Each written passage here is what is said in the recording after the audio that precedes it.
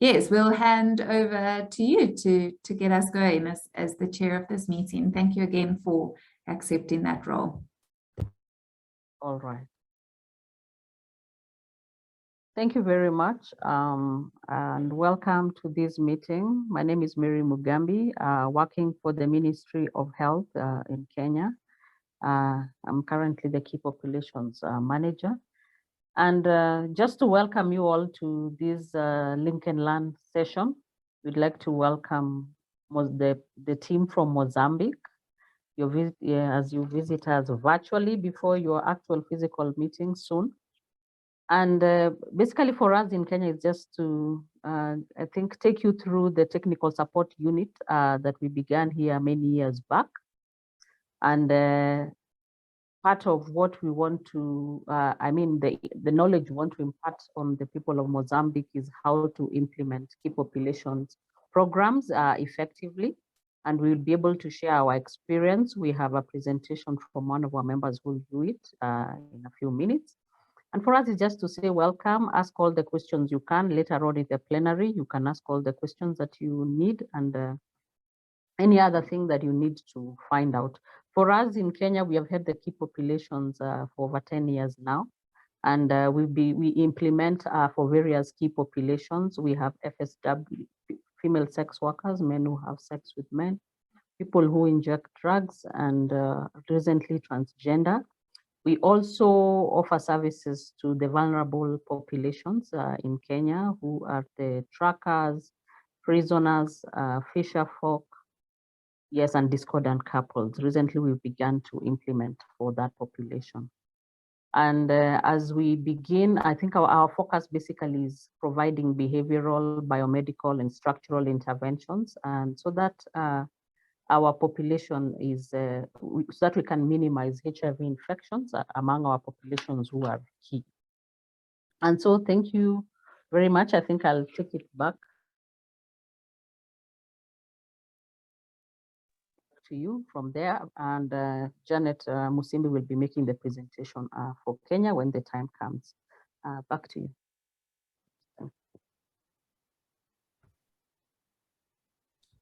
Thank you, Mary. Joseph, I see you are next on the agenda if you want to provide a few remarks from CNCS. Oh, thank you, Carrie. I hope you all can hear me? Well, my name is Josepha Mazivu. I'm from the National AIDS Council. I'm focal point for key population and also responsible for prevention. I think I'll bring few background for I don't know if it's the moment regarding to our situation in Mozambique on key population and UTS. Is it the moment, Carrie? Yes, sure, Josepha. And if you prefer to speak in Portuguese, please feel free. We have English interpretation as well. Sure, that was the next thing that I would say. It's like for us African, when we are eating, with some of us, we prefer to eat using our hand instead of forks and knives. So it's what I'll do. I speak in Portuguese to be more clear. Thank you.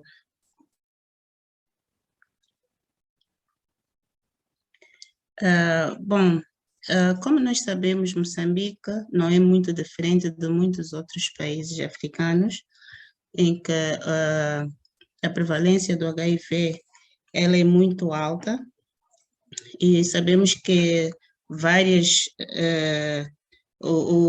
há várias coisas que condicionam ou que levam para que estas prevalências sejam altas. Nós temos uma prevalência da população geral de 13,2%, que foram os últimos estudos que tivemos até hoje. Ainda não foram feitos novos estudos, mas até o momento a prevalência é de 13,2%. Temos um universo de 2,1 milhões de pessoas vivendo com HIV, e destes temos 98 mil novas infecções no país, que são os últimos dados de 2020. E desse universo de novas infecções, nós temos uma percentagem de 11% que está voltada para a população-chave. Daí o nosso foco neste grupo, porque contribui significativamente para o incremento de novas infecções ou de infecção pelo HIV-Sida, assim como das prevalências altas pelo HIV. Tivemos em 2020 ainda 38 mil mortes relacionadas ao SIDA, então isto é de veras preocupante.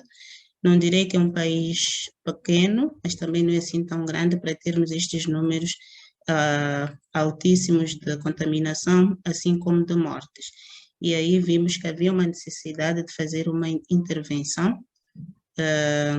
a partir da sociedade civil, uma ação multissectorial, para melhor dizer, para respondermos a esta preocupação. Olhando para aquilo que é a própria população-chave, o PN5, que é o Plano Estratégico Nacional de Combate ao HIV e SIDA, ele já prevê este grupo como um grupo prioritário, como um grupo que tem que ser olhado com uma atenção específica. E para tal, esforços têm sido feitos.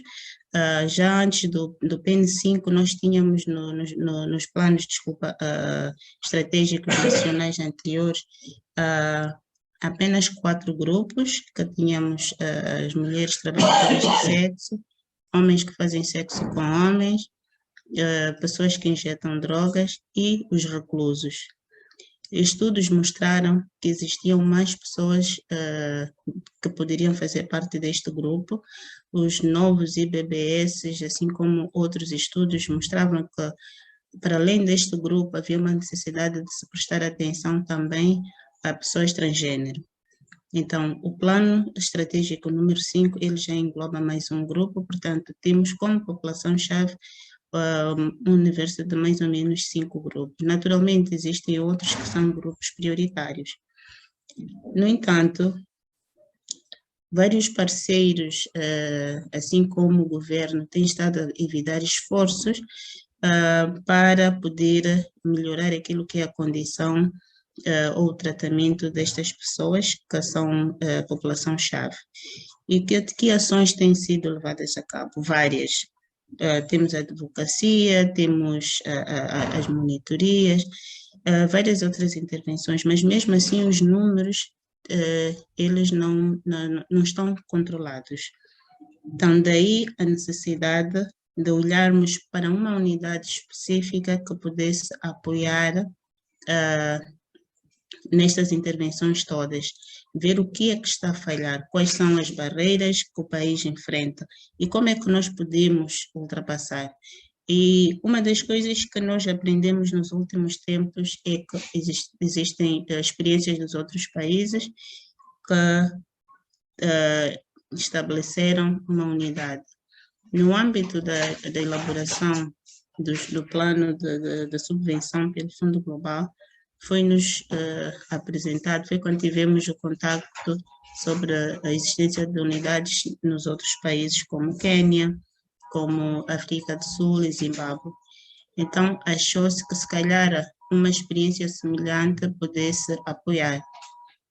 E olharíamos, naturalmente, para aquilo que eram as grandes barreiras, as grandes lacunas nas intervenções. E daí esta proposta para o estabelecimento da unidade. E nós esperamos que esta unidade, de facto, possa apoiar a responder aquilo que são as necessidades da população-chave. E olhando especificamente para as ações como estigma e a discriminação e acesso aos serviços. Estas são as grandes barreiras que nós identificamos, dentre outras, não que não existam outras, mas que nós olhamos que impedem com que este grupo tenham acesso aos serviços, e bem como outras atividades sociais. Então, nesses termos, Moçambique abraçou esta iniciativa. Estamos a criar a unidade técnica, na verdade já está estabelecida. Temos mais ou menos um universo de 19 técnicos a trabalharem na unidade técnica de suporte. O país tem 11 províncias e nós temos um ponto focal em cada província, que são 11 pontos focais. Temos também a nível nacional oficiais, portanto, estes oficiais, assim como os pontos focais provinciais, eles estão sob uma tutela, que é de um coordenador da unidade.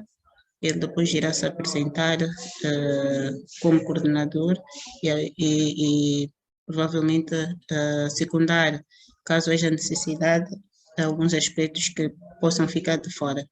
Portanto, temos um coordenador, temos um oficial de monitoria e avaliação, temos um oficial de advocacia, de comunicação, de formação, também temos um assistente administrativo e financeiro, para ver se nos ajudam com as questões das saídas, para nos apoiar com as questões logísticas, não é? Espero não ter deixado ninguém de fora. Temos a unidade técnica constituída desse jeito. Por quê? Porque queremos olhar para aquilo que são ações voltadas à advocacia, queremos olhar para aquilo que são as ações de comunicação, as mensagens, se elas são bem passadas, quando olhamos para as formações, se os nossos educadores de par lá nas comunidades estão preparados, como é que eles estão a fazer as suas atividades com relação a este grupo, a nível das comunidades. Portanto, é tudo um pacote. Nós não estamos a começar do zero, não é?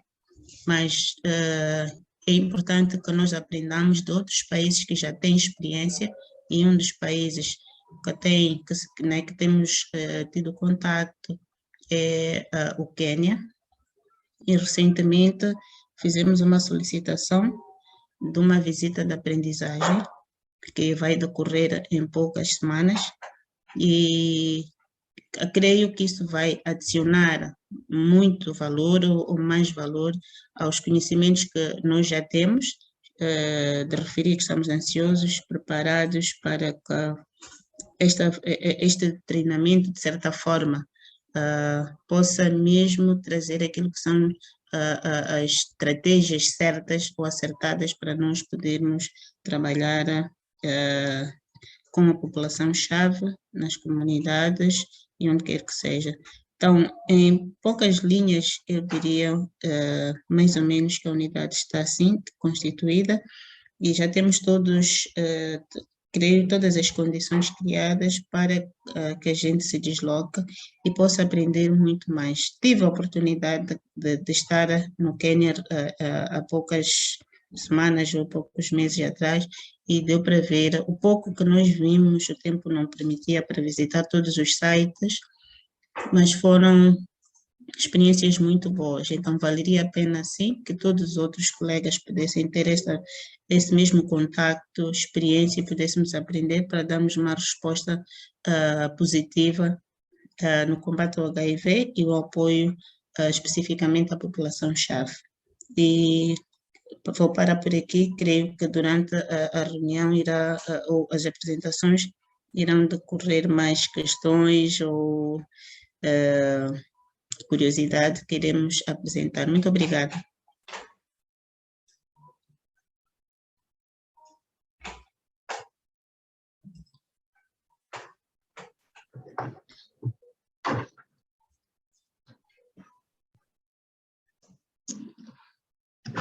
Thank you, Joseph.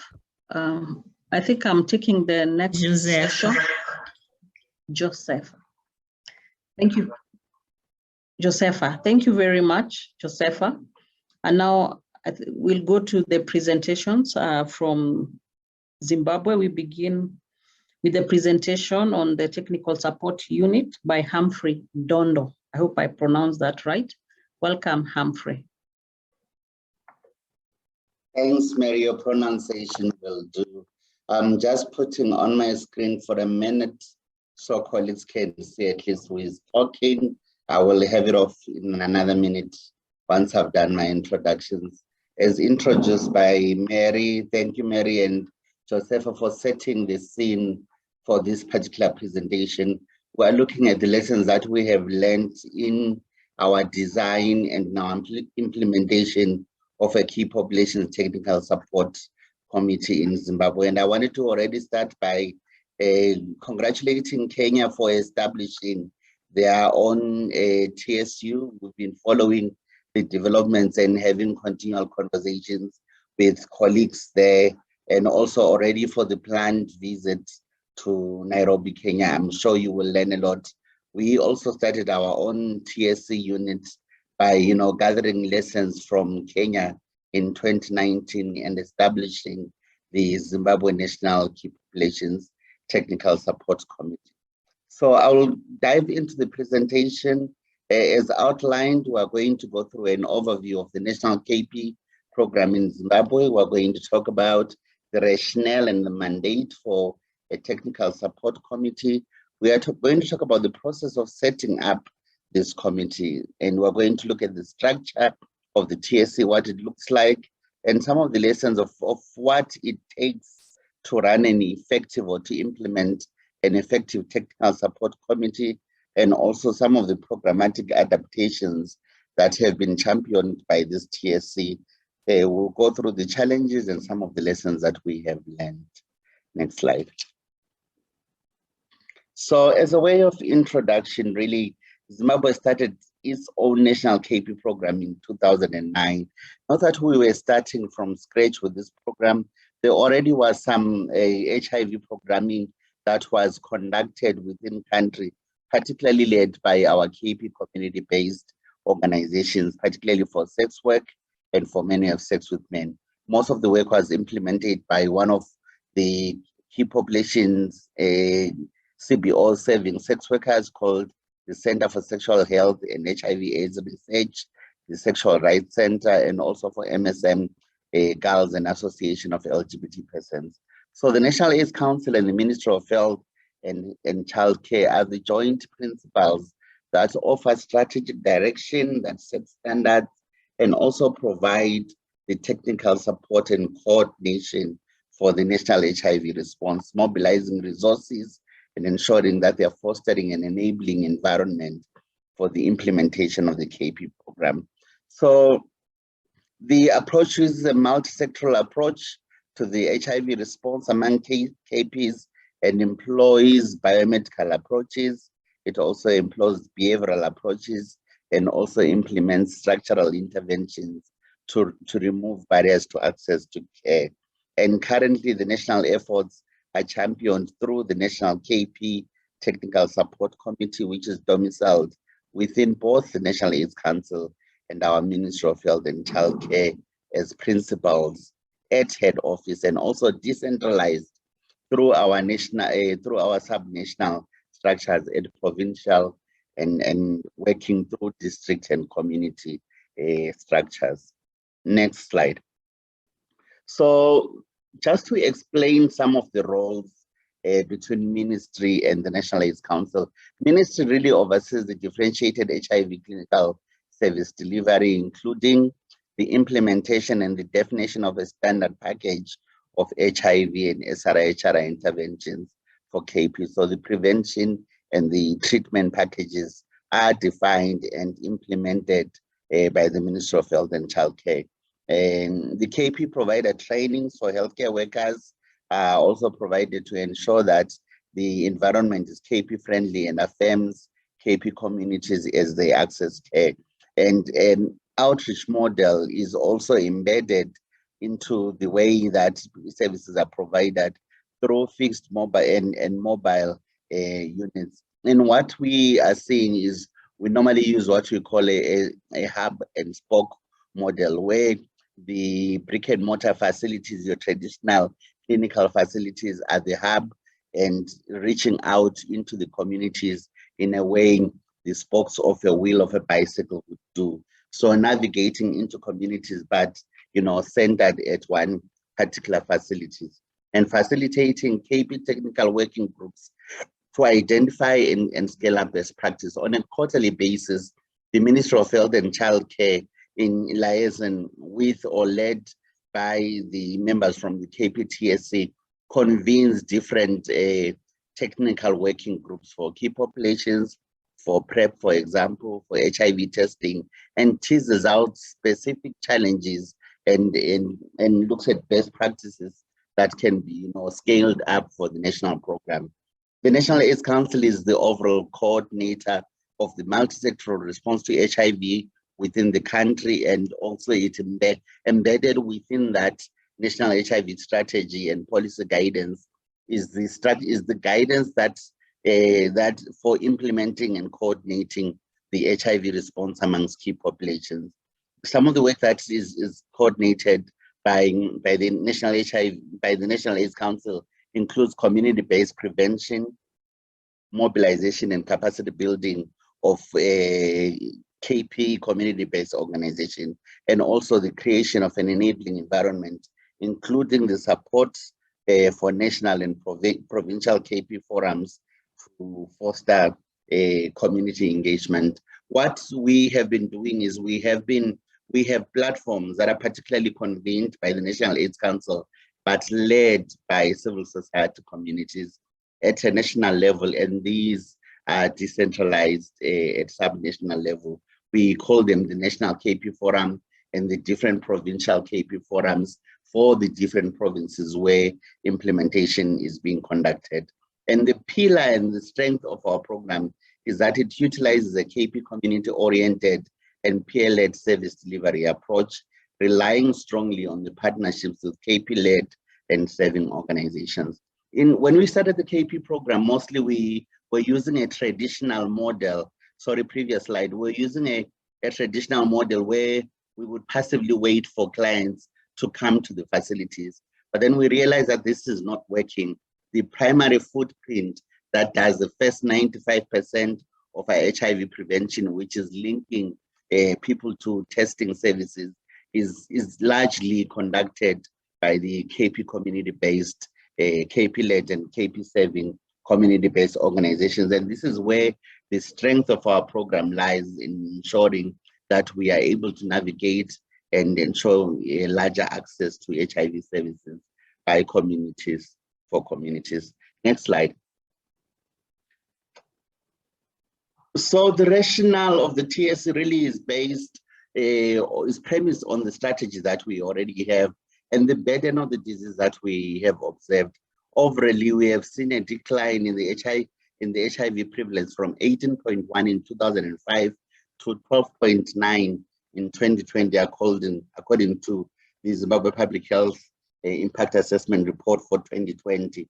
But we are not seeing the very same joy when we come to key populations. We are seeing a disproportionate burden of disease among sex workers with a prevalence of 42%, 28% amongst transgender persons, and 17% amongst men who have sex with men from some of the IBBS studies. So we still have, laws that criminalize the conduct of key populations, like same-sex marriages or same-sex sexual conduct is outlawed.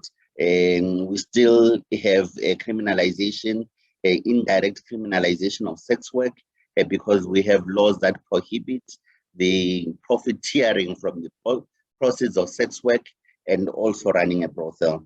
And we also have laws that criminalize injection, drug use, and even possession. So that tone sets a lot of stigma and discrimination that is driven also by culture, by religion, and also this environment of criminalization. So with all these challenges, the mandate of the TSC is to support a comprehensive community-led and government-owned national KP program, and to provide technical and capacity building to the national program, including among government staff, amongst implementing partners, and the KP-led and dedicated community-based organizations. We also seek to ensure the availability and accessibility of high-quality HIV prevention, treatment, and care services for KPs throughout Zimbabwe, and to contribute to the enabling environment. Next slide.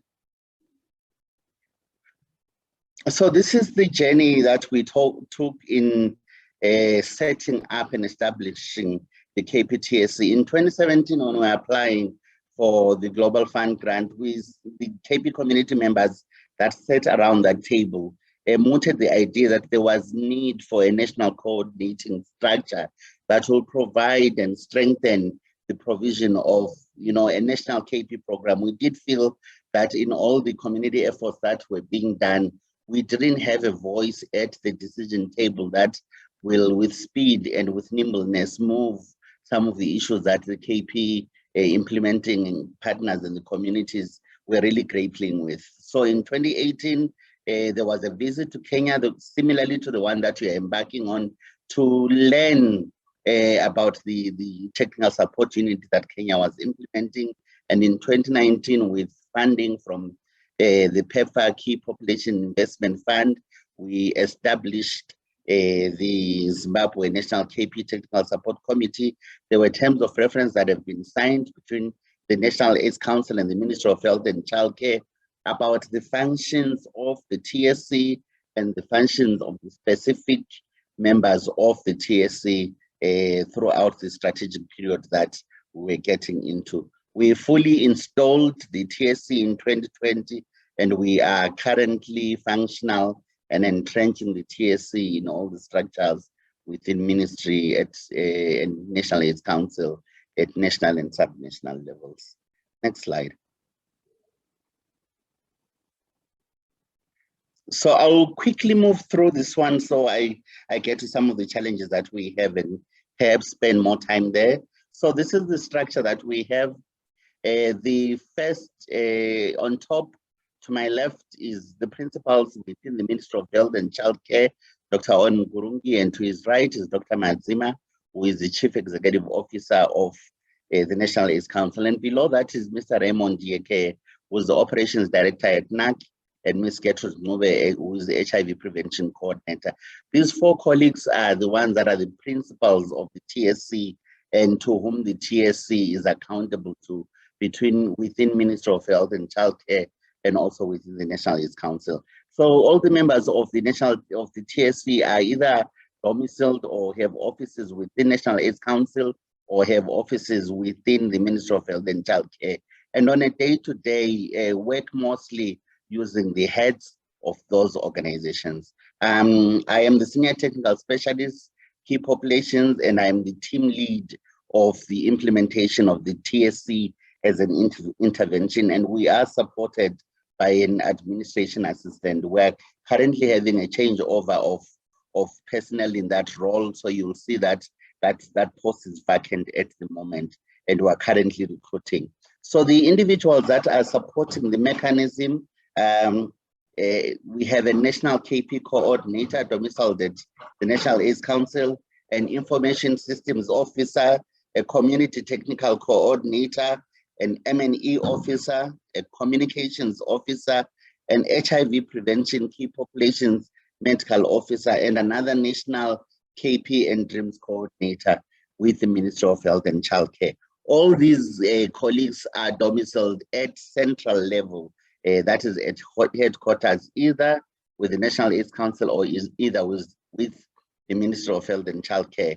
And the design of who is domiciled where was a negotiation and a discussion with the Ministry of Health and Childcare and between and National AIDS Council, trying to see really where the strengths would be in terms of leveraging the effort of each of the technical experts. And at subnational level, we have 5 key population officers covering some of the provinces and also working below those structures. Next slide. So what makes the TSC effective? So from our synthesis of our work in the past, really we have been implementing SAFE fully for the past 2 years. We had initial challenges with the recruitment and establishment of the TSC because of COVID-19 challenges. But within that, the leadership and buy-in from the Ministry of Health and Childcare and NAC is really central to the success of the TSC. And as much as communities and yes, a bigger partnership mooted for the idea of a technical support committee for KP work, it can only work when your Ministry of Health and Childcare and the National AIDS Council think that this is important and do everything to facilitate and prime the team to succeed. And we also think that the centrality of KP identifying leadership and astute technical experts is not a negotiation. Wherever you can, if you can find individuals from KP communities that are self-identifying as KPs, those individuals tend to have a sense of leadership that is different from individuals that have never been exposed to any kind of KP programming. And we see this in our day-to-day work, where people bring in their lived experiences from, as being part of community. They have legitimacy of convening and, working on behalf of and with their communities. And we think that this is really, really important. There is a lot of work that you do that requires a community nuance and sort of the blessing or sort of the legitimate representation of communities. And we feel that if you have that within the TSC, that tends to be an added value.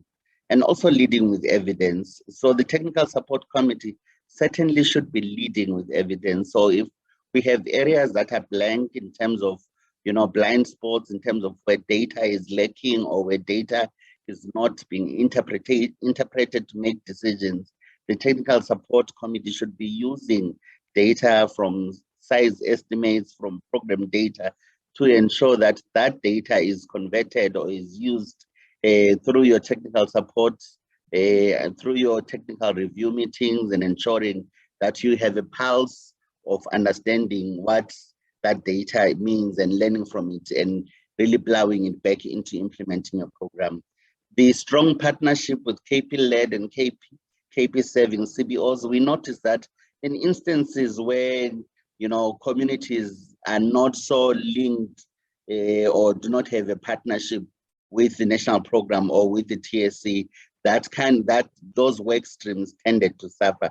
And in areas where we had a stronger partnership, we're able to influence or able to learn better from communities, and that makes the work flourish.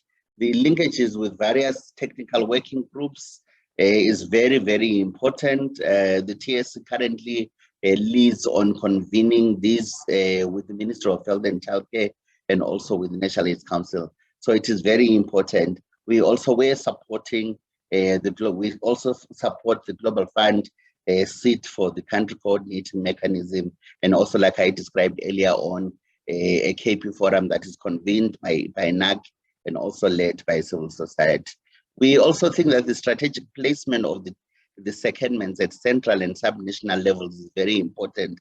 At central level, for obvious reasons, you have a closer, seat to the decision makers, and you can influence change where it happens. And secondly, at subnational level, you will need to offer indigenous technical support closer to where the action is happening. Your technical experts are able to navigate to districts, to clinics, to facilities where the action is happening, and supporting with trainings, coaching, mentoring with clinicians, and also engaging with communities to establish community-led monitoring initiatives, etc. The clarity of roles and responsibilities across the principals within MOHCC and NAC and for each of the TSC members. It is important that we are not stepping on each other's toes about whose role is it to pick up specific work streams. So we can always leverage each other's strengths and work as one team if we have clarity around who is doing monitoring and evaluation, who is supporting information systems, who is supporting us with communications strengthening across the sector. And between NAC and ministry and all the partners who are able to call on that individual's expertise in the space where it is required to support leading those work streams. We also have a resourceful network of TA mechanisms that the TSC taps onto, that is external to the TSC itself. The UNAID supports with technical mechanisms through the CRG. We also tap into funding that comes from the UNDP and other UN agencies, and also any other funding that comes through foundations. Next slide. These are some of the programmatic adaptations that we were able to support. We were leading in the resource mobilization for the National KP Focus COVID-19 response mechanism.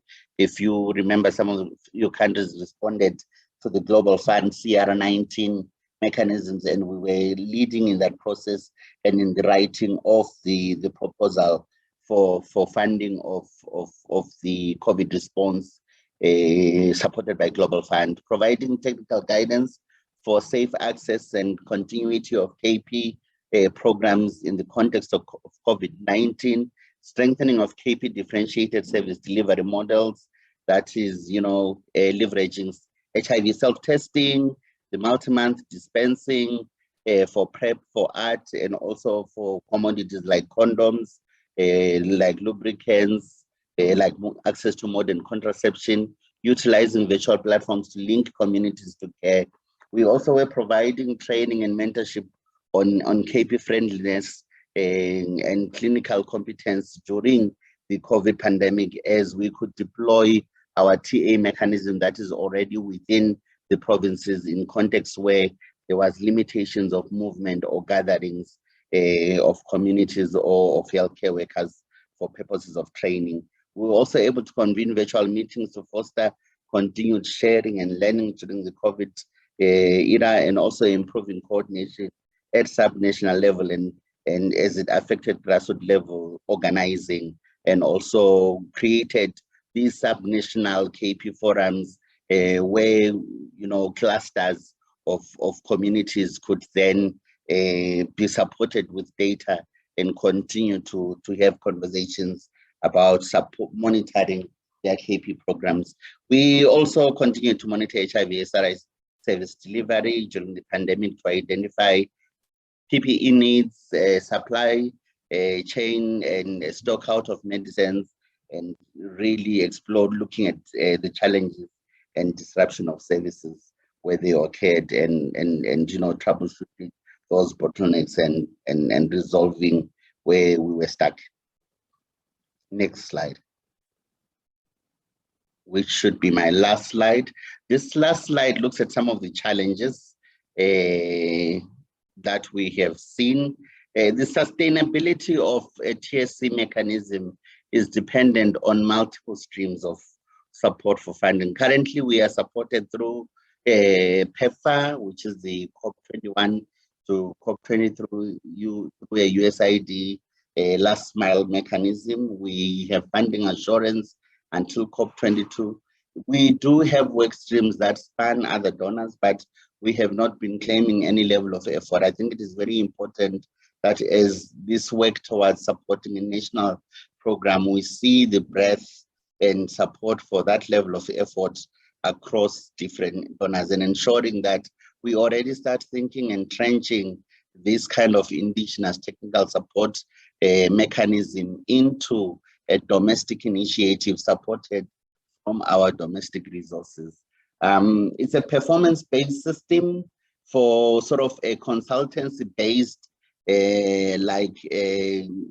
performance appraisal system or performance system. So upon each and every other technical experts that we bring on, we sort of expect that they are functional at a very high competency level.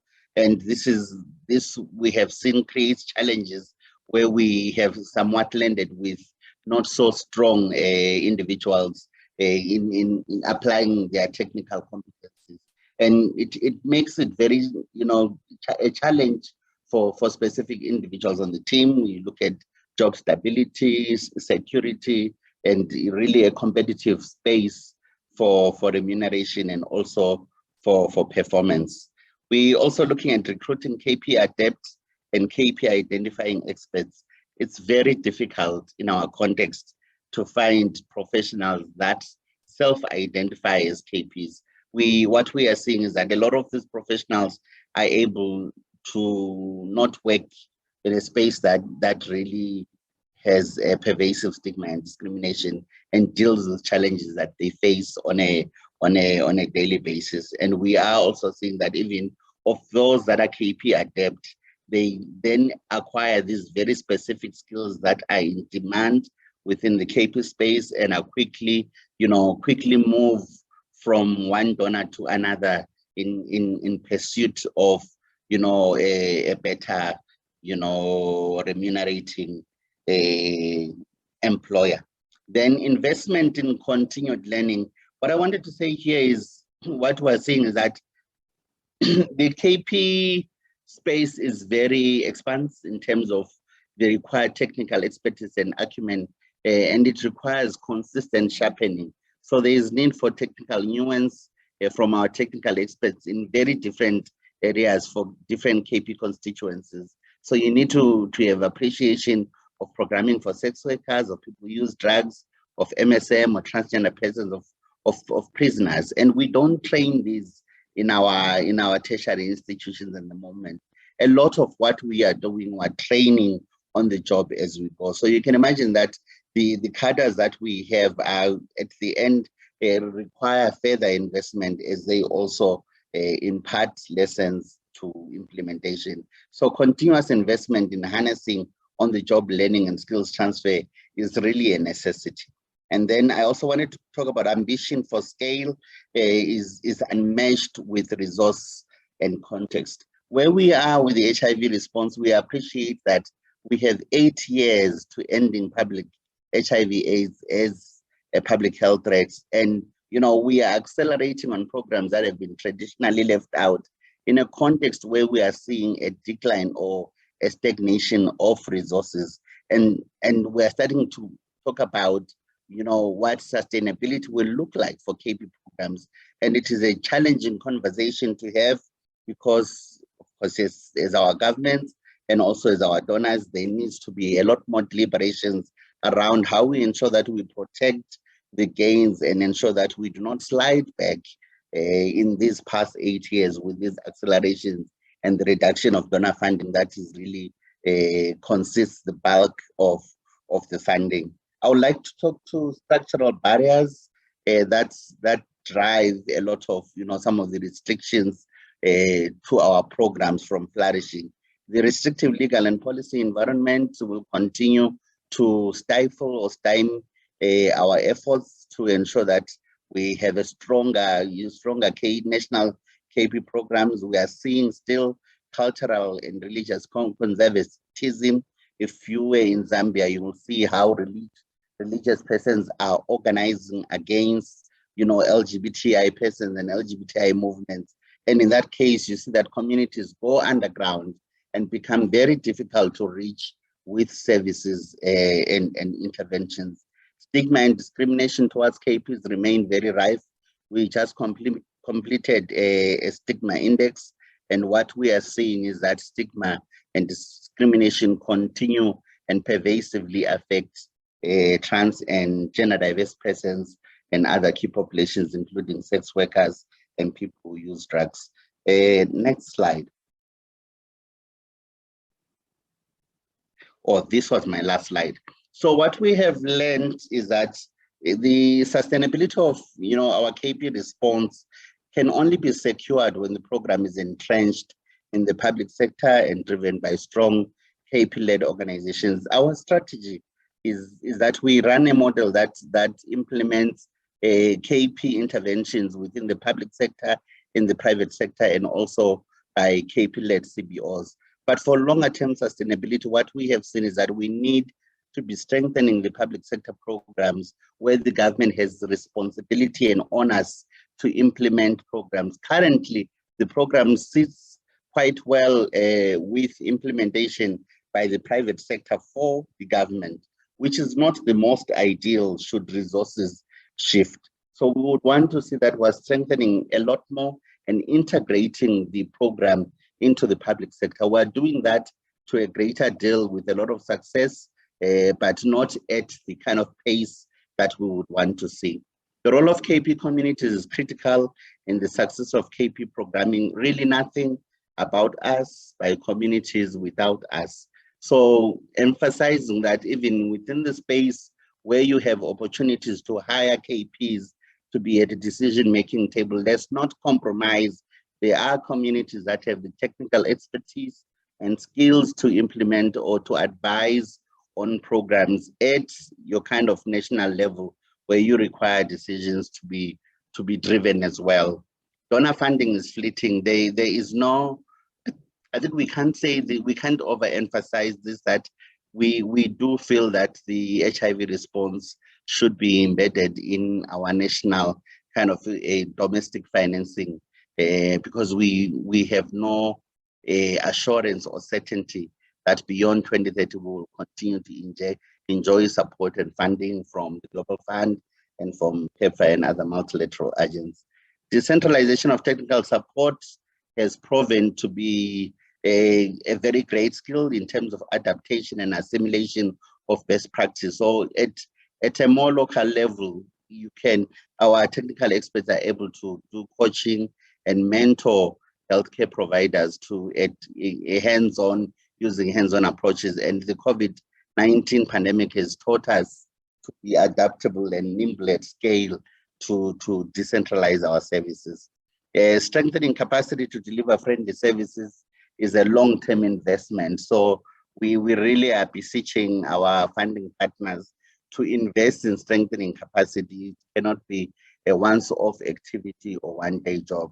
Then in improving KP program coverage and scale requires investment in technical support and also to strengthen coordination of stakeholders and swift adaptation and scale of best practices. I want to stop there. I think this really should be my last slide. Over. Thank you, Humphrey. That was a very comprehensive presentation. I'm sure we'll be getting questions in the plenary on the implementation of the technical support unit in Zimbabwe. I will now welcome Janet Musimbi from Kenya. Janet is going to take us through the design and implementation of key populations technical support unit in Kenya. Welcome, Janet. Thank you. Thank you so much, Mary. As indicated, I'll just take you through the design and implementation of the KP TSU in Kenya. Next slide, please. So our HIV program in the country basically is focused on the CAS2 vision, looking at the vision, goal, and objectives. And when we look at it, we look at our programs on how best then do they link to the vision, which is having a Kenya free of HIV infection, stigma, and AIDS-related deaths. But basically, when we look at also the objectives is reduction in new HIV infections, reduction in AIDS-related mortality. That's then we have the micro-elimination of viral hepatitis and incidence of sexually transmitted infections, and basically also just to reduce HIV-related stigma as well as increase domestic funding for the program. Next. So this basically just gives a picture of the HIV estimates in Kenya as of 2022. Showcasing the different, we are able to see how different counties are able to contribute to the prevalence that we have. And as a country, our HIV prevalence is at 4.3%, noting that we have an increase, especially in terms of the adolescents and young people, who are then becoming a priority for the country. But when we go to the next slide, we are able then to now narrow down to HIV in Kenya and the role of the key populations. So we are aware that in Kenya, we have a mixed epidemic, concentrated and generalized. And among the concentrated, we have key populations. And in Kenya, when we look at the key populations, we talk about the female sex workers, the men who have sex with men, transgender people, and the people who inject drugs. And looking at all these groups, they contribute to around 33% of all our new HIV infection. Therefore, they have very high HIV prevalence. And based on also the size estimates that we have done, we have high estimation of the key populations in the country. And despite all this, then we also are cognizant of the fact that sex work, drug use, and same-sex relationships are criminalized in the country. Then how best do we ensure as a program we're able to have a program that would be targeted to this population? Next slide, please. So just a brief background of the key population program in the country. The program was established in 2009 after a KMOT study that indicated that 3% of HIV new infections were attributed to the key population. The Kenya National AIDS Strategic Plan for the 2009-2014 then prioritized the key population in the HIV response. And at that particular time, we had identified female sex workers, MSM, and PWIDs as the key populations that would be targeted. So based on this, in the revision of the CAS, the Kenya National AIDS Strategic Plan for the country then became the Kenya AIDS Strategic Framework. And when the Kenya AIDS Strategic Framework was developed, the country then also included the transgender people in the program. That is in 2020. And then under vulnerable population, as Mary had earlier indicated, we had prison population being prioritized. We also have discordant couples, we have truckers, and then we also have the Fisher Folk community being prioritized. Of note in the program is that an IBBS and population size estimate was conducted, and based on this data that was provided, this provided a justification for the country to be able to program for the key population and also scaling up of their interventions into the country. So when we look at the country, the National AIDS and STI Control Program and the National AIDS Control Council under the Ministry of Health lead this program. And we find that as the program started, we have a national technical working group that was formed to coordinate the KP activities in the country. So we find that in the country, the KP programs have been receiving funding and support from PEPFAR, from Global Fund, and also from the Ministry of Health and other donors who support mainly the advocacy agenda for the key population. When coming down to all this, based on all this background, it's good to note that the technical support unit for the key population was then established in 2012 to support the Kenya program to scale up the key population program. Next, please. So how was the journey of the technical support unit in Kenya? There was an exposure visit of the Ministry of Health team to India to the BMGF funded Otherhand program to learn from large-scale implementation and the technical support provided to the state and the national program. And this was through the technical support units. This visit was done in 2011. Based on the visit and the learnings that the team that visited India were able to get, there was then a request from the Ministry of Health to BMGF then to provide technical support to be able to design and implement effective and efficient HIV prevention programs for the key populations in Kenya. This request was approved, and then therefore there was an MOU that was made and signed between the Ministry of Health, led through NASCOP and NAC, and the government of Kenya and BMGF. And this was signed in November 2012 to set up the Key Population Technical Support Unit. While this was being set up, the University of Manitoba was identified as an implementer to support this. And there was a series of high-level meetings to finalize the scope of work and associated work plans that then would be governed, and how best would the technical support unit operate within the country.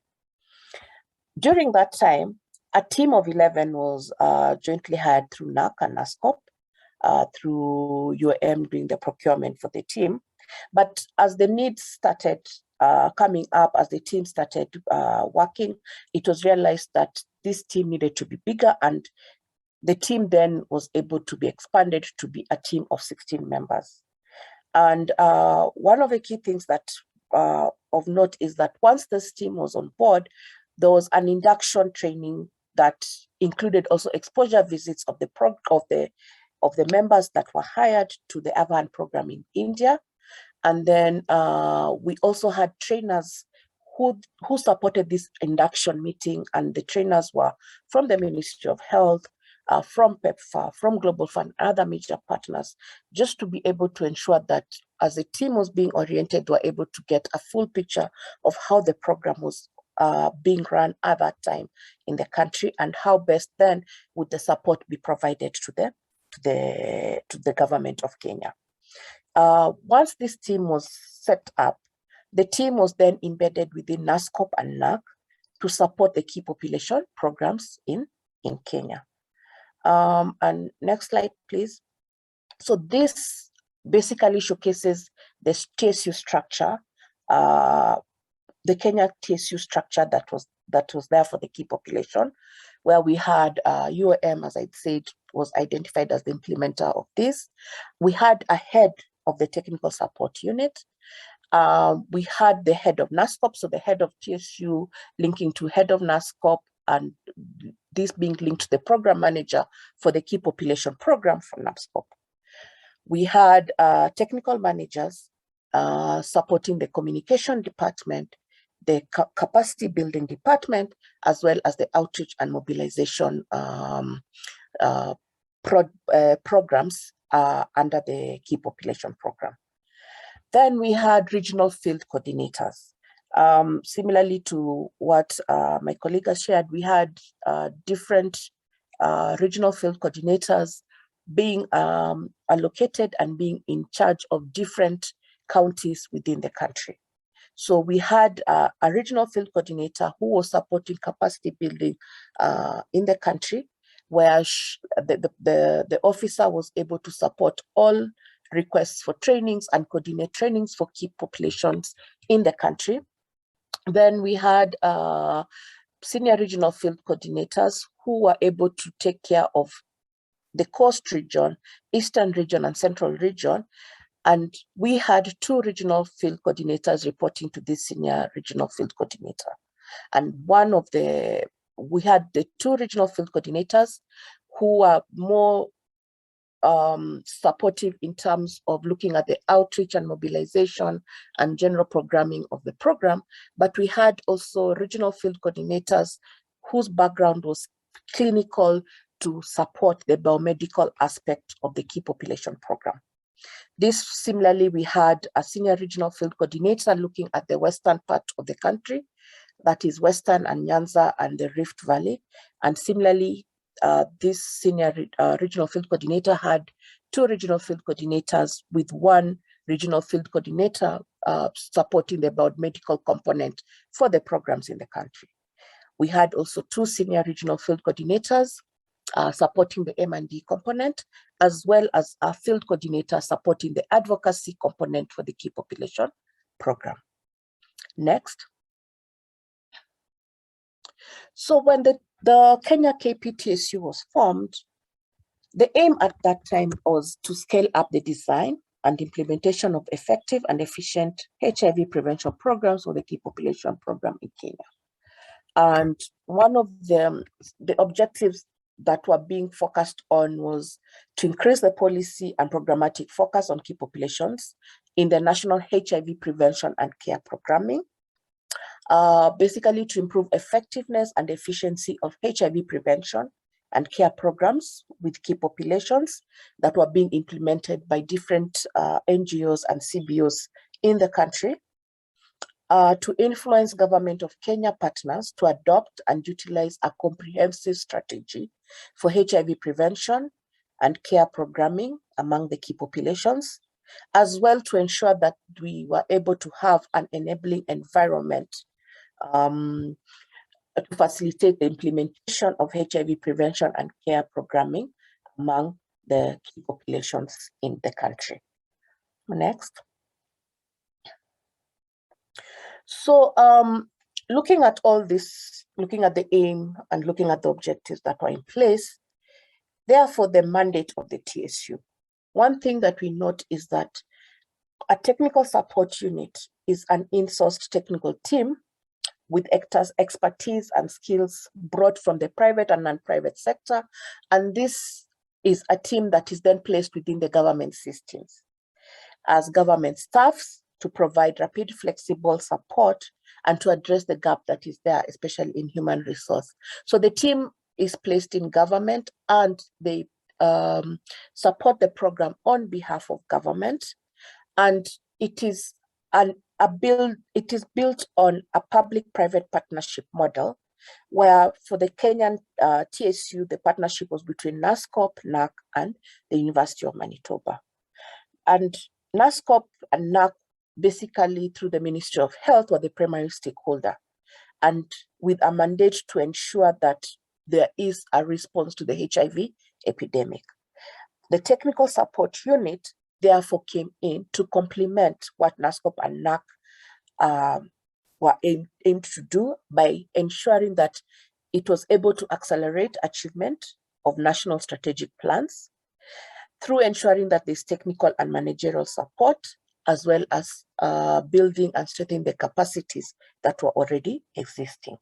So based on these two different roles of the teams, when we look at the role of government, one is to ensure that there are guidelines and policy in place. So their role is basically to issue the guidelines and policy, to ensure that there's administration of the program in the country, to review and ensure support structures that deliver against the mandate that has been provided to the government of Kenya, to ensure that funds are able to flow to the key populations and used for what they're expected to do, and just basically ensuring that they handle all public inquiries on behalf of the government of Kenya.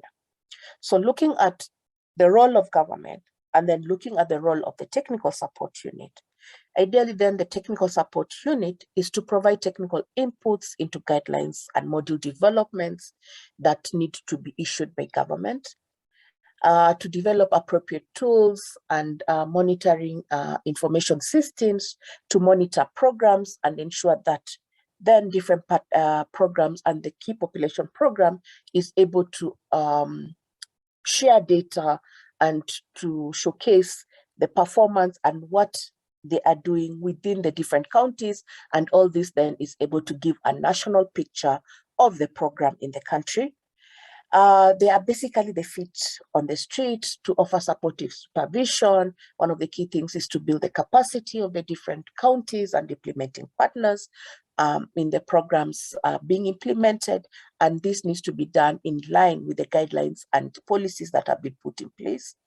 They provide oversight of the implementing partners to ensure that different partners are aware about and they're able to understand the key population program, what is expected of them, to be able to provide during supervision, just to ensure that programs are providing quality services, get support where they need be, and just to build the capacities of the different NGOs and CBOs. And finally, just to ensure that the strategic planning and problem solving of emerging issues together and support government to do this. Next, please. So basically, when we look at the different functions of the technical support unit, one, we had the strategic planning and coordination. And one of the key things was that to ensure that there was inclusion of key population in all national and county strategic plans. For example, you could see that initially when we had the NASP, the key populations we were working that had been identified in the strategic document were sex workers, PWIDs, and MSM.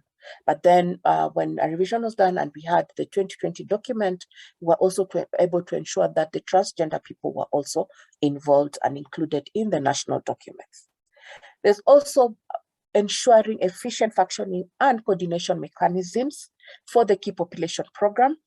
And one of the key ways that the country has been able to do this is having donor meetings, looking at having meetings with the donors who support the key population program to discuss program progress, to discuss challenges that are being faced, just to discuss the different implementing partners and how to build their capacities and to ensure that we are all achieving a uniform goal for the country.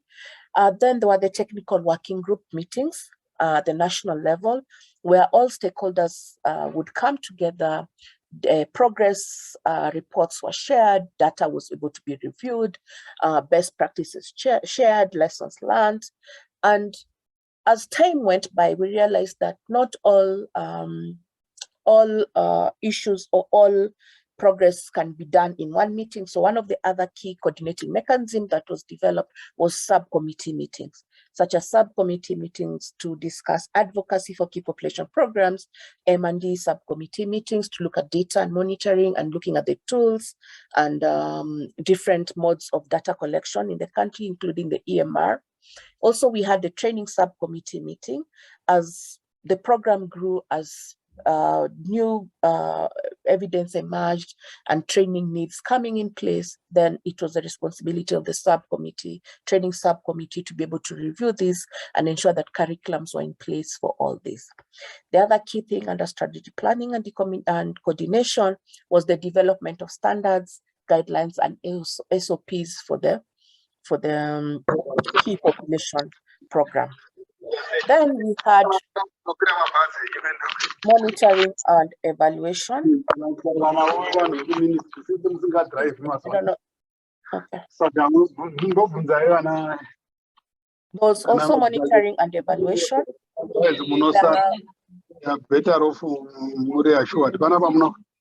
don't know if someone else, sorry. He has muted, continue. Okay. So there was monitoring and evaluation, where we were able to support the design and implementation of mapping and population size estimates in the country. And these were able to provide targets and basis for the different counties and partners to be able to implement the program. There was the development and rollout of a monitoring and evaluation system, including standardizing data collection and reporting formats for the program.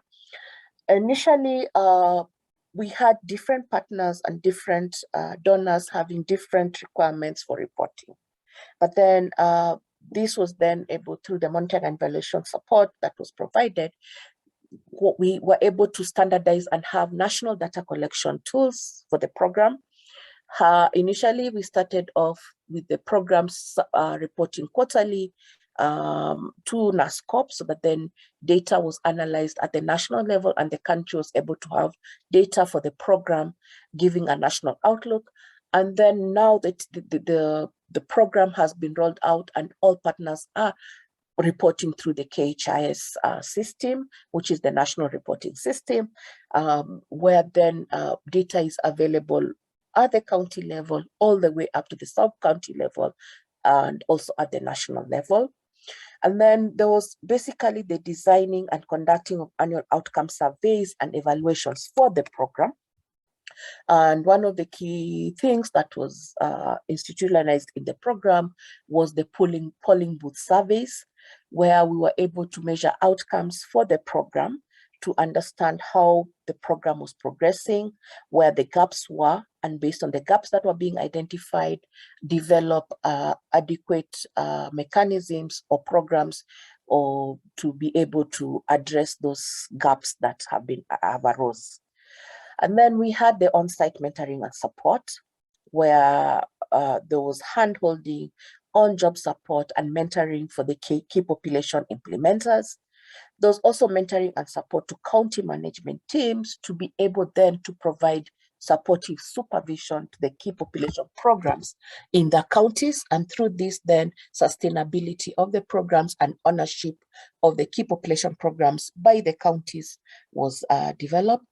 We had data quality checks and data use sessions with implementers and county teams.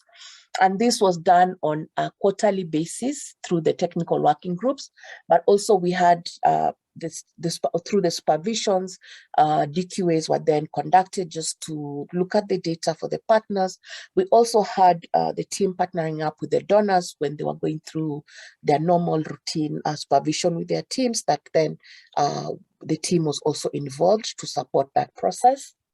There was then the distribution of commodities and drugs to all KP implementers, just ensuring that this was harmonized and that there was coordination to ensure that the commodities were able to be distributed to the implementing partners through the KEMSA mechanism that is available in the country. And then there was also the initiation and promotion of innovation in programming. For example, we had the learning sites that had been developed, and through these learning sites, the program was able to learn how best to program for key populations in the country. We had learning sites looking at how the programs for MSMs, FSWs would look like, and different partners were able to go to these learning sites and learn about that.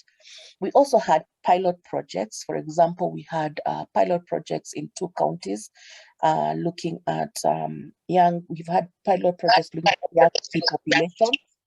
And this has been able to be used to develop our guidelines for how to implement with young key populations in the country. We also had pilot projects looking at how then do we best reach to the virtual MSMs in the country, and this has been able to have inclusion, and we had data collected on virtual MSM showcasing that 25% of our MSMs source for clients online. And this has made the programs adapt to this and, for example, ensure they're able to recruit peer educators for this. We were also able to look at strengthening of the KP implementers' capacity. And this is basically through development of capacity building manuals, looking at the combination prevention approach that we have as a country. We're looking at biomedical, behavioral and structural components, where we ensured that we had manuals to target all this. We had peer education manuals in place. We had manuals for healthcare workers. We had manuals also targeting the law enforcers in the country. We also had manuals targeting the CHMTs, just to sensitize them on the key population program, creating enabling environment so that they could understand what the key population program is trying to achieve, how the program is implemented, and how best then could we work with them. And by doing this, ensuring those are conducive environment and that the key populations were able to access services.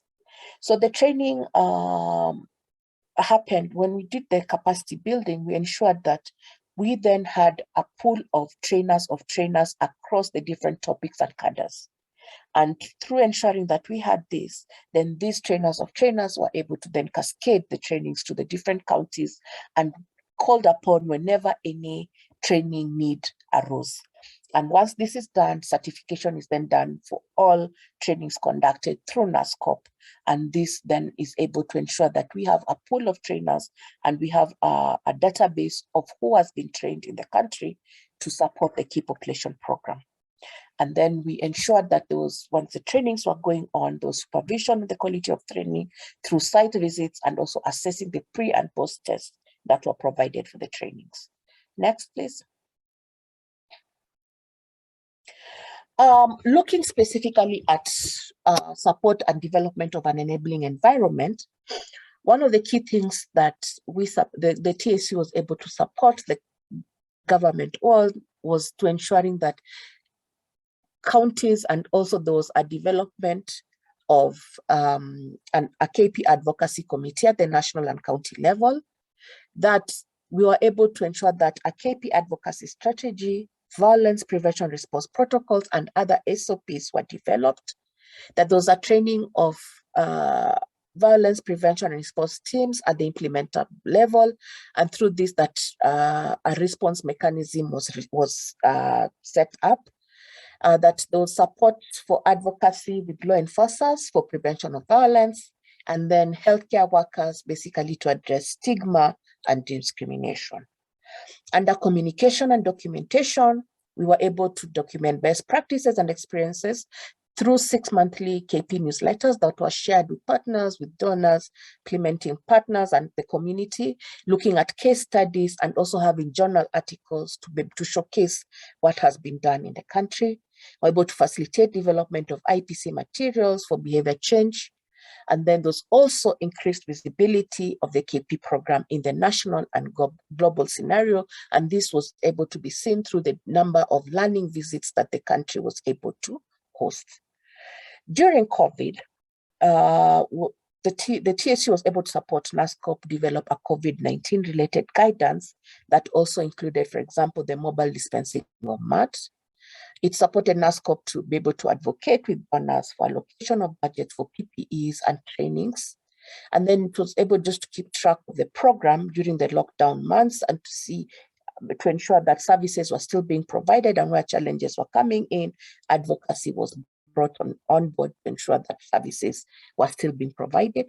And there were quite a number of virtual platforms for regular meetings and updates with donors and counties, and just implementing partners just to assess the situation and ensure that services and the key populations were able to access services when they needed.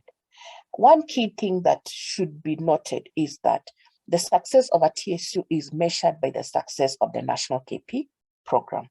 And one thing that the TSU needs to do is that it should ensure there's an annual review and reflection that takes place between the government and the TSU, just to be able to ensure that we are able to measure what is the success of the national KP program in the country. Next, please. So my colleague talked about funding.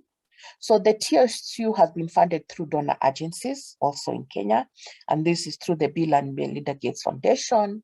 We also got funding from the PEPFAR through USAID. But other organizations have been able to use this model and this platform to work with the Ministry of Health to strengthen the response to the key population, like OSEA came in to support working with the law enforcers in the country to develop a curriculum for the key populations within the law enforcement. EAVI came in to support development of mental health guidance, as well as was able to help in the young KP studies that took place. Next, please. So what are the factors for a success of the Kenya TSU? One, we had a very supportive government personnel, especially at the highest level, with high ownership of the program. And this was able to have seamless transition and embeddedness of the TSU within the government.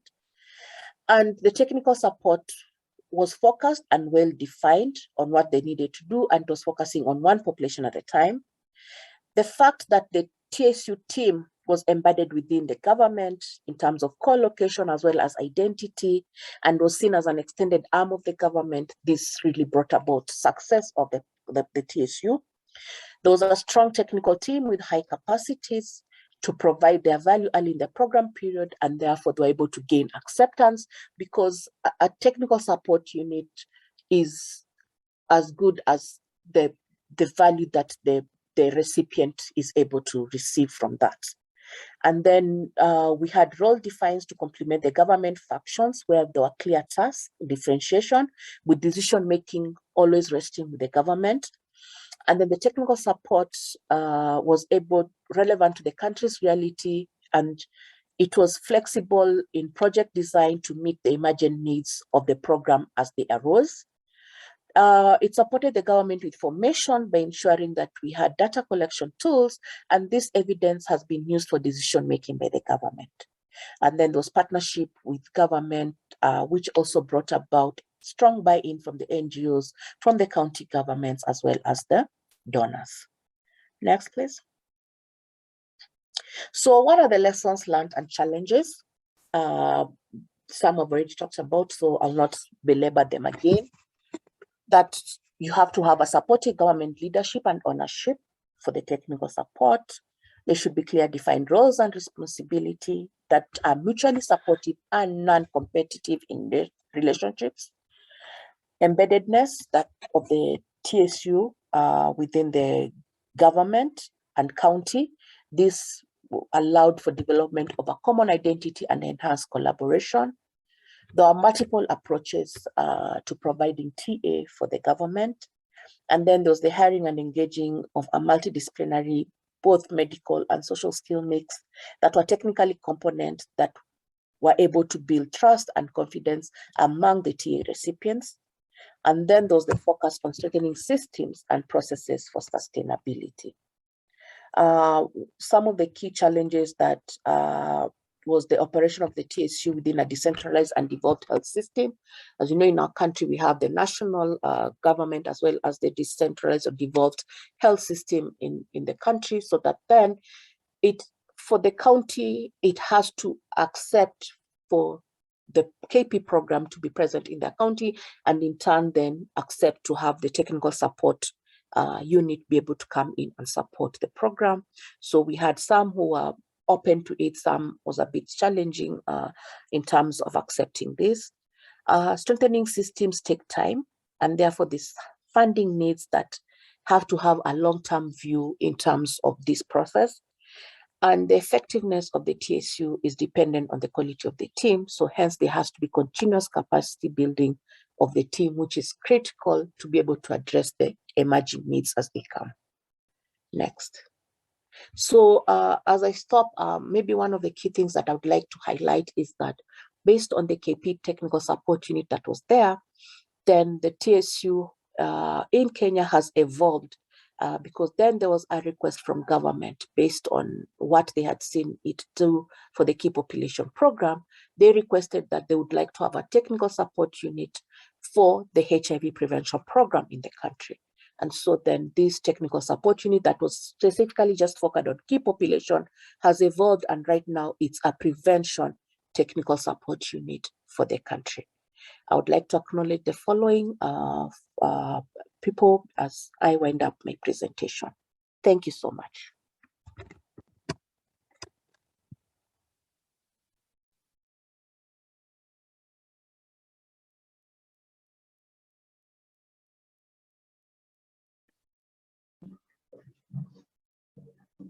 Thank you, Janet. I think that comes to the end of the presentation from Kenya. I will then hand over to the next facilitator. Thank you. Thanks, Mary, and thanks, Janet, for that wonderful presentation. We always learn from Kenya, and it is exciting to hear how the TSC functions and has continued to evolve over time. We'll open this couple of minutes. I think we'll take about 5 minutes to do a question and answer. We really are keen on learning more from our government colleagues in Zimbabwe and also in South Africa on how best we can optimize the technical support units in the different countries. So this session is open for question and answer. And if colleagues cannot voice out their questions, kindly feel free to use the chat box as well.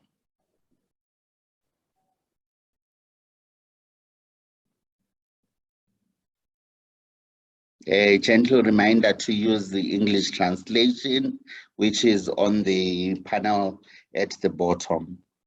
So there will be English translation for colleagues that cannot hear Portuguese. Harry, I see your hand is up, and Anna, I'll take those two. Thank you, Humphrey, for such a great presentation. Every time I hear, I see new things and I hear new things. So Humphrey, the first question is actually, my only question is to you. You made a very, very important point about involving KP identifying leadership in the TSU. And Zimbabwe has been successful in doing that, I understand. So can you explain a little bit, how do you do it? I mean, did you actually advertise for these positions and people applied? or did you reserve a few positions for KPI identifying individuals? Did you nudge them separately and ask them to apply? So just wanted to understand how did you go through the process to ensure that community members are representing the TSU? Thank you. Thanks, Pari. And Anna, over to you. Hello, good afternoon. My name is Anna from Mozambique. And my first question would go to TSU in Zimbabwe. I would like to understand how can we strengthen coordination of stakeholders? If I could get an insight on the day-to-day activities or actions that you used to carry out this particular point. The second question would go to TSU Kenya. Looking at the support or advocacy with law enforcement for prevention of violence, I would also like to understand or get an insight on what are the actions taking place on how we can carry out this particular objective. Thank you. Thank you for those two questions. And I think there is one question on the chat box. I think we'll take these two, one from Oswaldo, and I'll read this one on the chat box. Then we'll respond to these four at once. How are the Kenya team able to manage the competition between the technical support unit and the Ministry of Health? This is a question from Adedrin Adesin. I'm not sure if I'm saying that well.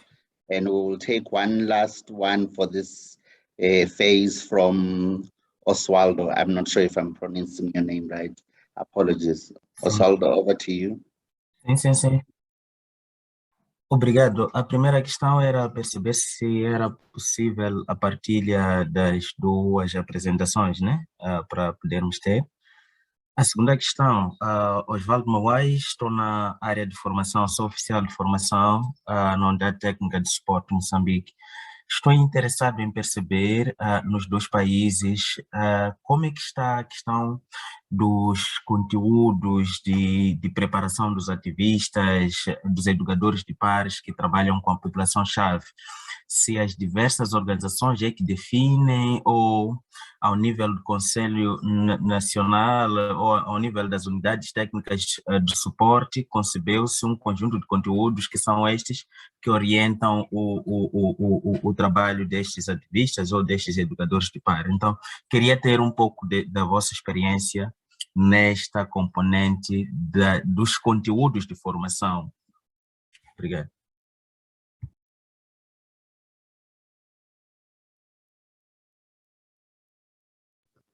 So we will take this round of questions and then come round for another round of questions. So we'll try very quickly. I will address the question that came from Kari regarding how have we been able to ensure a representation of KPI identifying individuals within the TSC. It has been a combination of strategies. Pari, what we have done in the way that we have advertised, we have used a system of advertising broadly all the positions that we have had, because these are senior level positions were also mandated by our structures or by the way from the way we receive our funding to make sure that this goes widely nationally. They are advertised nationally for all potential candidates to receive. But what we do, we also run a parallel system of headhunting for individuals that we know would be interested and are ideal for the positions. So we have used both systems of our internal intel of, scouting for the individuals that we feel have the aptitude and whose work we are very familiar with, and headhunting within the network itself. So we have a very intimate working relationship with community-based organizations that have been implementing and driving a lot of the work with KP communities in country. And when there has been these positions that have come through, we have encouraged within those network. We have a clause that we always write with all our communication that is related to opportunities, that we are encouraging communities that identify as key populations to particularly respond. And what we have seen in those responses is that individuals that are technically savvy and understand the meaning and the importance of taking up those spaces do identify or do speak out in their cover letters or within their CVs. They put it out that they are, for example, a gay man or a bisexual man or a sex worker, for instance. So we have used those indications to also pull out those individuals from, the rest of the crop of CVs that we would have received. I must say that it hasn't been 100% working. We have been struggling to get quite a lot of individuals that are KP identifying in the context.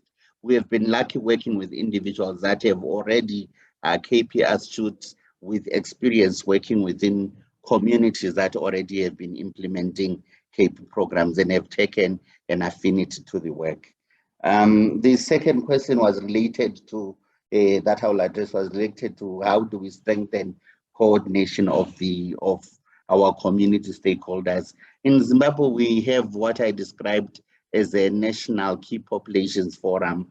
This is a space that we coordinate as the National Council, and we have the leadership of communities from sex workers, from men who have sex with men, from people who use and inject drugs, from ex-prisoners, etc. The different key population groups from the different provinces. All these come together in a quarterly basis to talk about programming and some of the challenges and successes that they have with the program. And we troubleshoot all these challenges and find homegrown solutions. This very national KP forum is decentralized to sub-national level structures where these groups form again at sub-national, and they come together to discuss specific issues and make different presentations per district of what is happening in their communities and in terms of what they are implementing within their programs. We really are currently right now pushing what we're calling community-led monitoring, and we are seeing quite a lot of a better structuring of the way that we are going to be able to respond to communities through our district AIDS action communities, through our provincial AIDS action communities, and to a national community-led monitoring committees. We have key populations at the national level co-chairing with the National AIDS Council on the national community-led monitoring platform. So we really are excited about this and ensuring that we have a feedback and loop mechanism for accountability and ensuring that we have a tap on the pulse of implementation and the best practices of what is going well and needs to be brought to scale, and finding out what doesn't work and needs to be retired. Maybe let me give it over to colleagues from Kenya, Janet, to address some of the questions. Okay. So one of the questions that was asked was about our law enforcement engagement and how that works. So in collaboration with the law enforcement, we were able to develop manuals. They are true for working with law enforcers and advocacy with them, and how then violence response for the KP program would be done. Based on those manuals, we were able to then train a pool of law enforcers as TOTs, who are then able to understand the program. And using that, then we are able to have trainings taking place with law enforcers on a regular basis, just to sensitize them on the program, to enable them understand what is the objective of the program and how then violence towards the key population affects their health and impact on HIV. One of the key things that also this has made this work in the country is that then implementing partners at their level in the counties and the sub-counties are mandated to also have similar sessions and trainings with the law enforcers within their counties and within their locality, so that then the law enforcers are able to understand which programs are there working with key populations and who they are targeting and what are the services they provide. And through this, it has created great working relationships between them, and they're able to ensure that, for example, if they arrest PWIDs during raids, they're able to call the programs and tell them to come and collect their PWIDs to ensure that they're able to go and get their services. In terms of the other question that I think was asked about competition between the TSU and the government. The TSU, the mandate of the technical support unit is to come in and support the government. So there should be no competing interest, because ideally then the technical support unit is to work towards the objective that the government has towards the programs and see how best would they support government to achieve that. And remember, one of the key things I said, that for you to say a TSU is effective, it is how best then the national program is working. And there should be clear-cut roles and responsibility for the technical support unit as well as for the government, so that then this is not in place where you say that there will be competition between government and the technical support unit. This other question that I'm not sure if I understand about how Kenya has managed to successfully succeed in the area of communication. I'm not so sure what that means in terms of that, but maybe Pari or Mary would be able to respond to that. Thank you. I think I can answer that. Mary, if you can proceed, yes, in a minute. Pardon? Yes, if you can take a minute to respond. Oh, yes. Yes, so for communication, the technical support unit has staff who have skills in communication. It's not easy to get a communication person within government to come and work in the key populations program.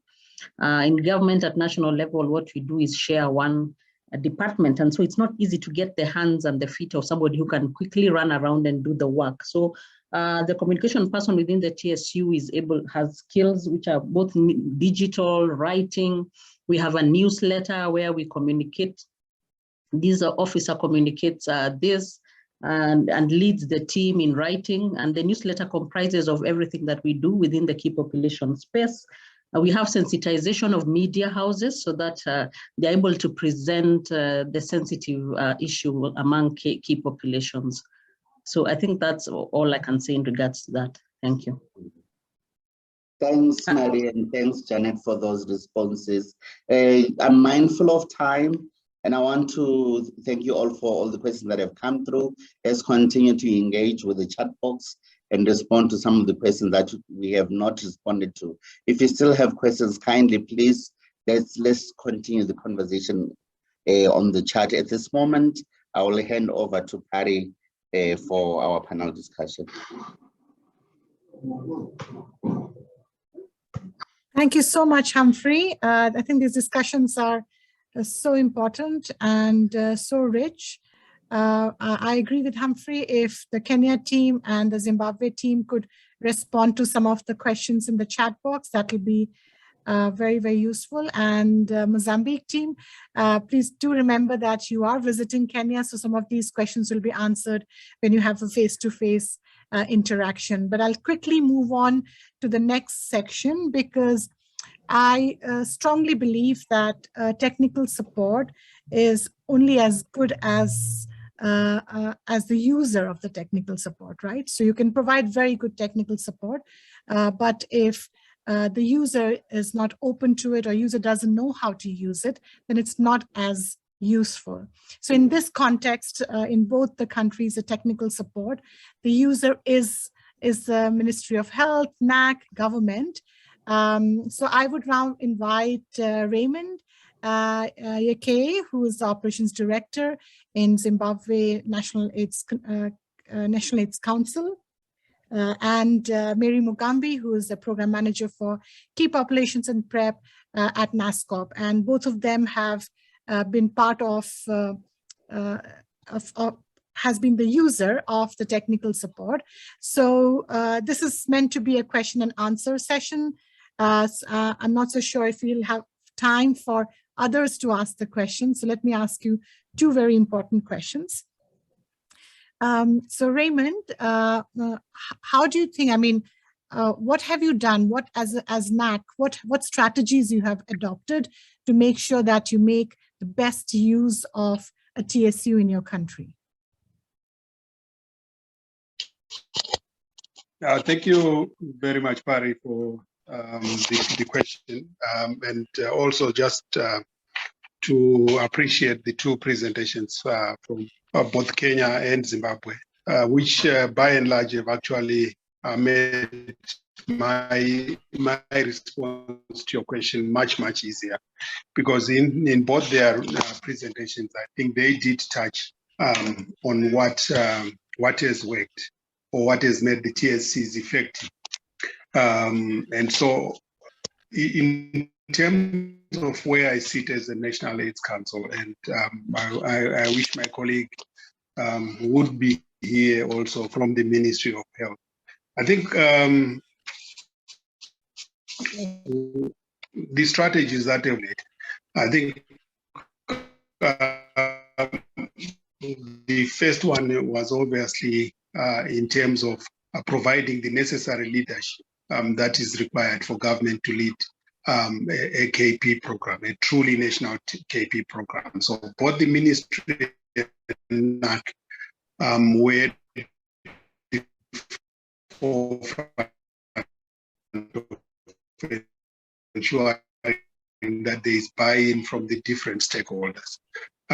So if Mozambique is going to do it, I think the first port of call is to ensure that they are part of, and not part of. And maybe the other issue that we worked for us was that the communities had to be at the center of all this, not as beneficiaries of the program, but in terms of making sure that the TSC has a competent leadership that is also KP identified.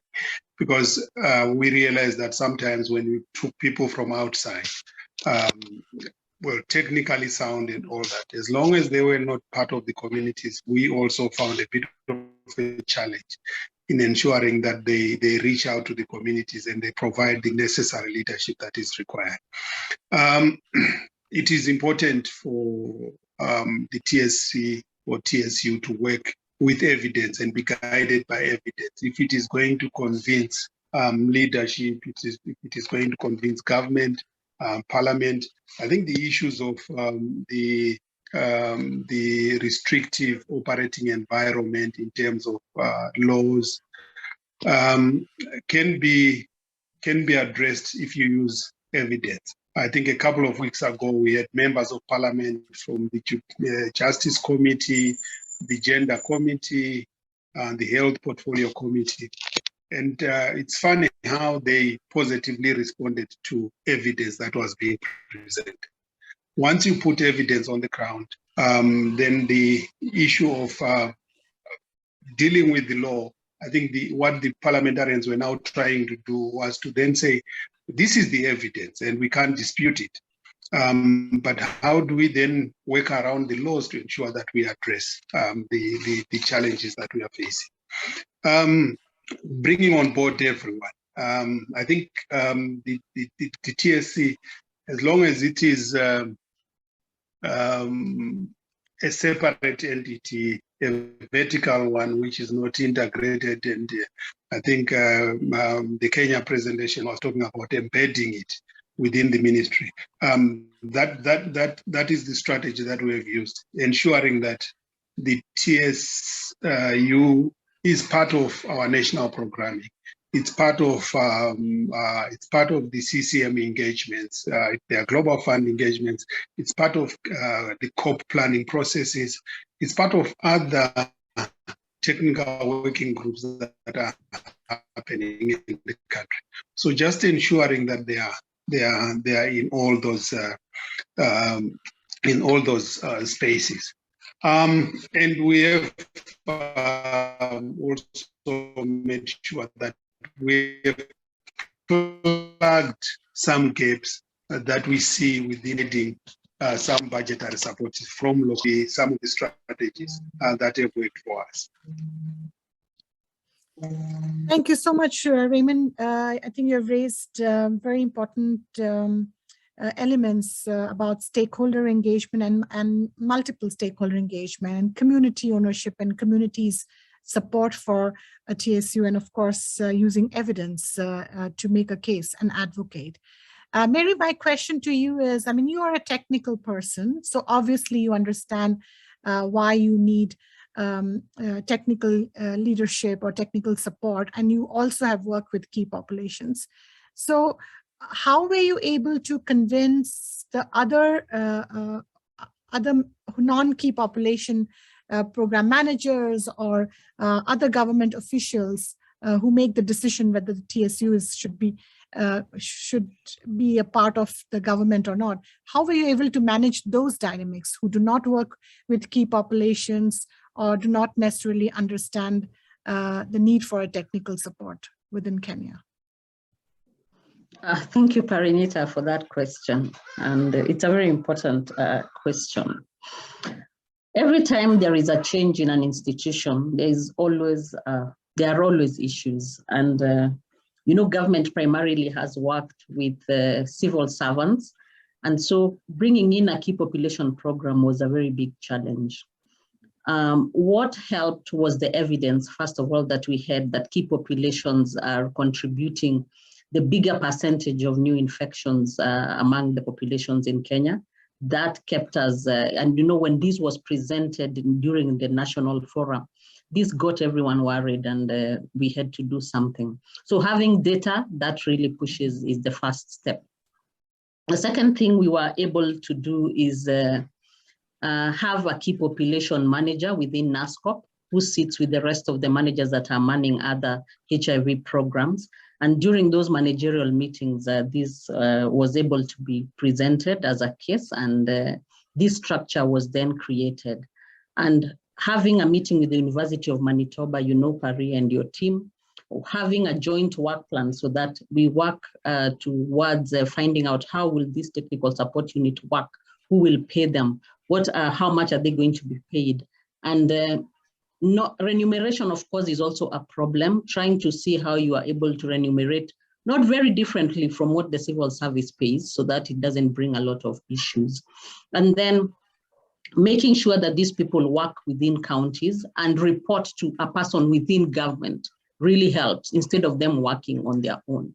So I think these are some of the strategies that we were able to do so that we could be able to have the TSU accepted as part of government in Kenya.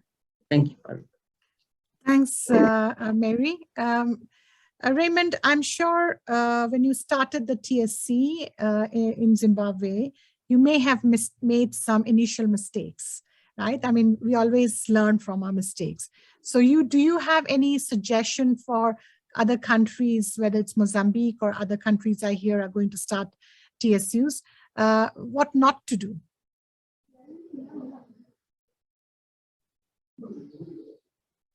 Yeah, thank you very much. An interesting question. We hardly want to acknowledge a mistake, but certainly there were mistakes that we made. And as Mozambique embarks on this path, a few areas that I'll probably advise to look out for as potential pitfalls. I think the first one is avoid making the TSU a project. Yeah, I think that will certainly create problems. Because once it becomes a project, it will have to come to an end when the time for the project ends. So as you embark on it, don't give it 3 years and funding for 3 years. I think already plan for having it as as part of your institutional arrangements that respond to HIV. And one of the reasons why I'm saying is that in Zimbabwe, when we started the TSU, we had seed funding, as Humphrey presented, and we tended to focus more on the project sites, where we had KP officers, where we were reporting already, we were collecting data and reporting. And so the focus was on those projects. And so, yeah, it will take quite a bit of effort to change the mentality from a project-based TSU to a national institution that supports, or a national arrangement that supports KP programming. We also noted, and I think it's important, one mistake that we noted is that we were not able to bring all the key population groups that we are supposed to serve right at the beginning of the program. So our TSU was modeled more around addressing the MSF groups. So other key populations like your transgender, your sex workers were left behind, or they continued to be implementing in a separate area. They didn't feel as if they were going to be catered for around the TSU. So it is important that as you establish it, you already broaden the participation of the different groups, ensure that anyone behind. I've already had some resources from the domestic coffers or domestic resources to support work of the TSU. Because if it is wholly funded by partners, at some point, it may be viewed as a donor-driven initiative rather than something that government would have wanted and wants to pursue. So I think in the interest of time. Thank you, Raymond. Thanks, Mary. I know maybe colleagues, we may have to go extended by just 5 minutes. My last question to Mary is, Mary, and this may be a bit of a personal question, but also is related to your leadership. So when and I think there was a question on the chat. So when a team of technical people come in to support you, did you at any point of time feel insecure, or did you at any point of time feel, oh, are these people coming and taking over the program? And how did you manage those dynamics? Because many times it happens when new teams come in and getting embedded within the government, it may cause a little bit of tension. So how did you manage those dynamics? Thank you, Parinita. That's an important question. I'd just like, before I go to that question, I'd like to add to what my colleague from Zimbabwe talked about. And it's important to have all these arrangements of the TSU within a policy. It's important to have a policy and a memorandum of understanding, because leadership changes. So you have one leader who's very pro-TSU. When that leader leaves, the next one who comes will start asking questions. And in government, we always use the law. So it's important to have a memorandum of understanding of what the TSU is coming to do, for how long, as my predecessor talked about, and what are they going to do. Having a terms of reference for them, and who are they reporting to, giving them targets that are just similar to the rest of the government staff, I think is what is best. Now, the question as to whether did we feel threatened? Yes, we felt threatened, and there were issues, of course, with some people feeling like their jobs are being taken. What are these people coming to do? But remember, the civil service has issues and challenges, and human resource is one of them. And getting people with all the skills that are required for a new program that is coming And the people who are in those offices have never done that kind of work. What we decided is, can we learn from these people and learn what they are doing? And from that, we can be able to improve the program. We also had another technical support unit, which was there under Bill and Melinda Gates for the PMTCT program. And we learned through the mistakes that we made with that one for this one. So we had another TSU, and so we were able to learn. And some of the issues, and as I had spoken, could be remuneration. If you have very differences in the pay, of course, it will bring a very big problem within government. That is all, Pari, unless there's something else. No, thank you so much. Thank you so much, Raymond and Mary, for being so honest and for acknowledging that they could be teething problem when we started TSU, but we have learned from you how we can reduce some of these challenges when a new TSU is started. But of course, TSU means also bringing people together. So we need to build trust. We need to build, communication with each other and credibility with each other. And all of that takes a little bit of time. But if the vision is a common one and the goal is the same, I think everybody can move towards that direction. So thank you again, Raymond and Mary, for being our panelists today from the government. And I'm going to hand over to Josefa to close today's meeting. Josefa. Thank you, Pari, for facilitating. Thank you all. Josefa has moved because she has to take her children. So I will really say thank you. It was a really a great learning for us as Mozambique. And well, I will speak in Portuguese as we have a translation. Queríamos agradecer por esta oportunidade que tivemos de aprender com as duas unidades do Quênia e Zimbábue. É uma grande experiência que vamos levar, porque realmente nós estamos ainda no início do processo e há muitos desafios.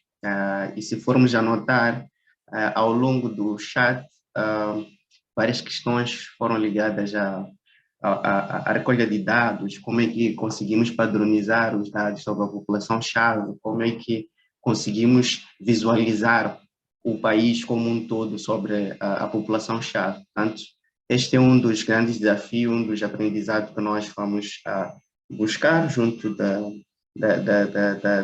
visita da aprendizagem que vamos ter com o Quênia e os outros países que já estão a implementar a TSU. Então, queríamos agradecer por esta oportunidade que nos foi dada. A partir daqui já temos ideias um pouco mais cristalizadas sobre o que é a unidade, como é que funciona nos dois países. Portanto, e muito obrigado.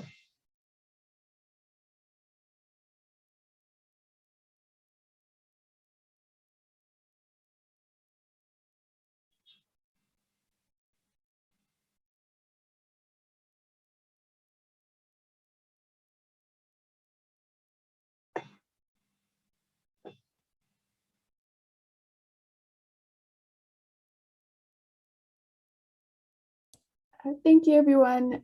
If you could just spend just 2 minutes completing the poll and then drop off. But thank you. Have a great weekend. Thank you.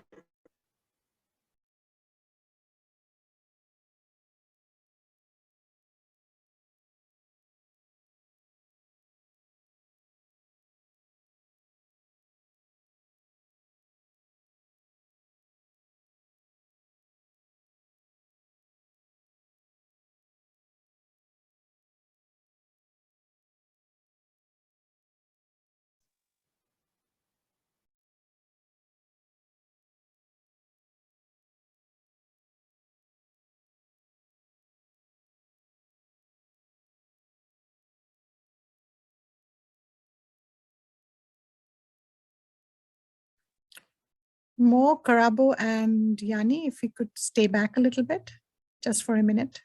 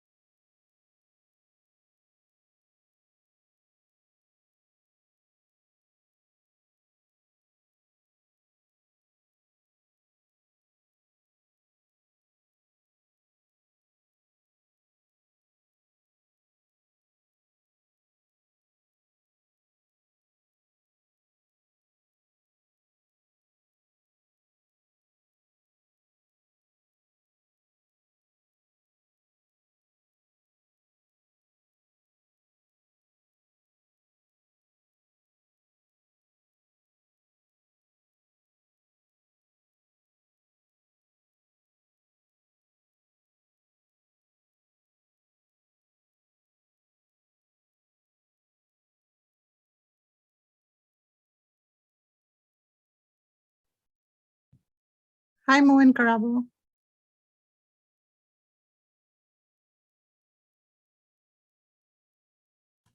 Hi, Pari. I know. Sorry, I know we still have some people. Can